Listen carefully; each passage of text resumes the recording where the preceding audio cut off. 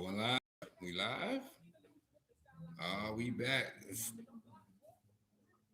This is Learn with me slash pick up a book. Learn with me slash pick up a book. We back here since we can't go on the other Insta. But gonna pick up right where we left off. You know how we keep it. I do not own the rights to this music. Shout out to the Kings. They channel live. Give them a round of applause. But we coming back. Learn women slash pick up a book. Checking the link. Got some shirts for y'all. All right, we're gonna pick up right now. And it goes: the dangerous class, the social scum, lippin proletarianism. Lippin proletariat. That passively rotting mass thrown off by the lowest layers of old society may here and there be swept into the movement by a proletarian revolution. Its conditions of life, however, prepare it for far more than the part of a bribed tool of reactionary intrigue. The, the social conditions of the old society no longer exist for the proletariat. The proletarian is without property. His relation to his wife and children has no longer anything in common with bourgeois family relations. Modern industrial labor, modern subjection to capital, the same in England as in France, in America as in Germany, has stripped him of every trace of national character.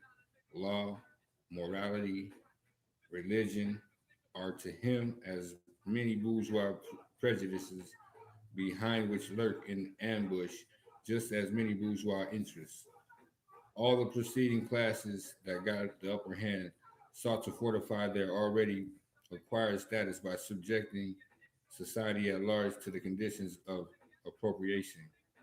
The proletariat cannot, the proletarians cannot become masters of the productive forces of society except by abolishing their own previous mode of appropriation, and thereby also every other previous mode of appropriation.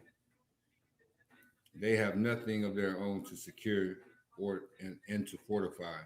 Their mission is to destroy all previous securities for and insurances of individual property. All previous historical movements were movements of minorities or in the interest of minorities. The proletarian movement is the self-conscious, independent movement of the immense majority in the interest of the immense majority. The proletariat, the lowest stratum of our present society, cannot stir, cannot raise itself up without the whole superincumbent strata of official society being sprung into the air. Though not in substance, yet in form, the struggle of the proletariat with the bourgeois is at first a national struggle. The proletariat of each country must, of course, first of all, settle matters within its own bourgeois. The depicting the most general phases of the development of the proletariat, we trace the more or less veiled civil war raging within the existing society up to the point where the war breaks out into open revolution and where the violent overthrow of the bourgeois lays the foundation for the sway of the proletariat. Hitherto, every form of society has been based, as we have already seen, on the antagonism, of oppressing and oppressed classes. But in order to oppress a class, certain conditions must be assured to it under which it can at least continue its slavish existence. The serf, in the period of the serfdom, raised himself to membership in the commune, just as the petty bourgeois under the yoke of feudal uh, absolute, absolutism managed to develop into the bourgeois. The modern laborer, on the contrary, instead of raising with the progress of industry, sinks deeper and deeper below the conditions of existence of his own class. He becomes a pauper, and pauperism develops more rapidly than population and wealth. And and here it becomes evident that the bourgeois is unfit any longer to be the ruling class in society and to impose its conditions of existence upon society as an overriding law. It is unfit to rule because it is incumbent to assure an existence to its slave within his slavery, because it cannot help letting him sink into such a state that it has to feed him instead of being fed by him. Society can no longer live under this bourgeois. In other words, its existence is no longer compatible with society. Mm-mm. It's no longer compatible. Get on out. The essential conditions for the existence of the sway of the bourgeois class is the foundation of augmentation of capital. The conditions for capital is wage labor. Wage labor rests exclusively on competition between the laborers. The advance of industry, whose involuntary promoter is the bourgeois, replaces the isolation of the laborers due to competition by the revolutionary combination due to association. The development of modern industry therefore cuts from under its feet the very foundation on which the bourgeois produces and appropriates products. With the bourgeois, therefore, what the bourgeois therefore produces above all are its own grave diggers. Its fall and the victory of the proletariat are equally inevitable. Mm-hmm. So you can't hold on no longer. It's gone. We're gonna get into chapter two real quick, and then we're gonna leave it at that and come back. The proletariat and the communists is number two chapter. The proletariat and the communists.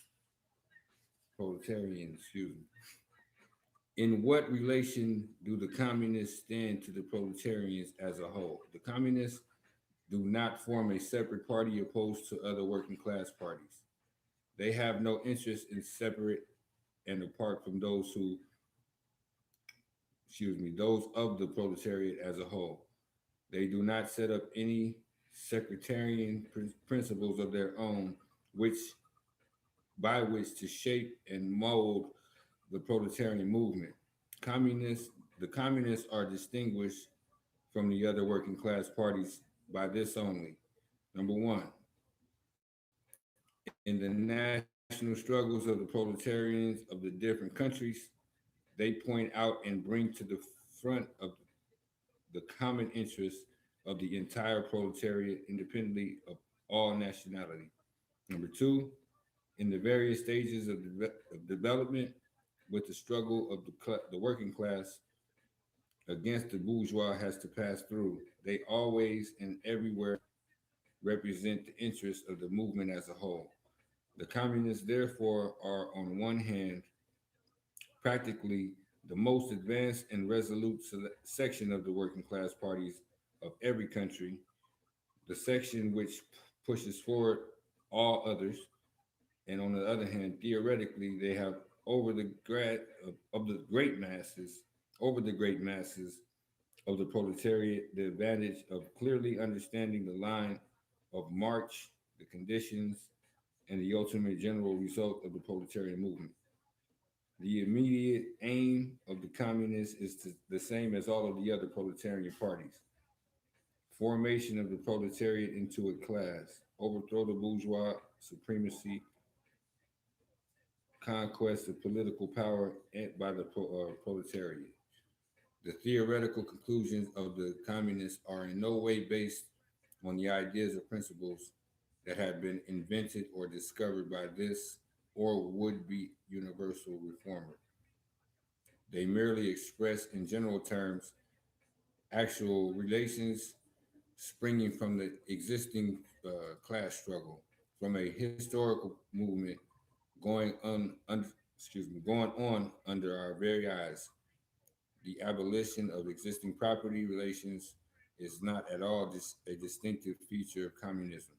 All property relations in the past have continually been subject to historical change, conquest upon change in historical conditions. The French Revolution, for example, abolished feudal property in favor of bourgeois property. The distinguishing feature of communism is not the abolition of property generally, but the abolition of bourgeois property. But modern bourgeois private property is the final and most complete expression of the system of producing and appropriating products that is based on class antagonism, on the exploitation of the many by the few. And we're gonna leave it right there. He said on the last one. But modern bourgeois private property is the final and most complete expression of the system of producing and appropriating products that is based on class antagonism, on the exploitation of the many by the few. Let that one sink in. The Communist Manifesto, we in. Learn me slash Strickable book. We on YouTube now right now. We'll get back to it. Right where we left off. Peace and love. Check the link for the shirts. Hey.